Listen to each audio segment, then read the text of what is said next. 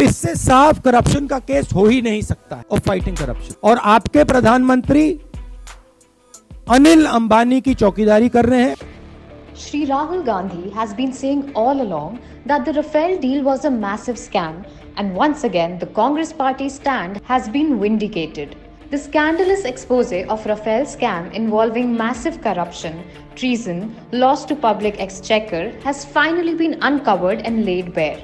The French government has appointed a judge to lead a highly sensitive judicial investigation into alleged corruption, influence peddling, money laundering and favoritism in the 59,000 crore rupees Rafale fighter jet deal with India.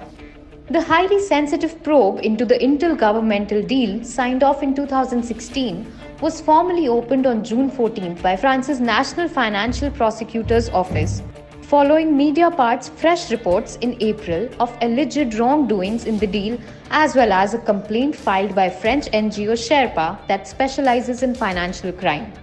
The investigation also exposed the sweetheart deal for Anil Ambani and the role of a Modi government. According to Mediapart, the former French Prime Minister had said that the decision to appoint Reliance as Dassault's industrial partner was made by the Modi government and that France had no choice in the matter. It is important to point out that HAL was sidelined to give a contract to Anil Ambani, who had no prior experience in building aircrafts and had signed an MOU with Dassault 15 days prior to PM Modi's announcement of the new deal. It has been revealed that the deal signed between Reliance and Dassault Aviation greatly favored the former. Anil Ambani's company has 51% stake in the joint venture but has only paid 6% of the investment. Never heard of such a good deal before? Think about it this way. Ambani's primary role in this venture was to provide marketing for program and services with the GOI. In other words, he was to leverage his close relationship with the Modi government and the PM himself to help Dassault Aviation.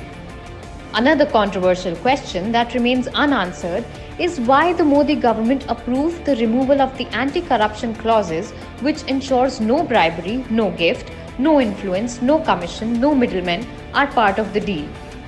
This clause was initially part of the UPA deal. There are far too many unanswered questions in the Rafale deal. Prime Minister Narendra Modi should come forward and order a joint parliamentary committee to probe this matter further. Does he have the courage to live up to his promise of a corruption-free government? न खाता हूं न खाने दूंगा। वाह मोदी जी वाह।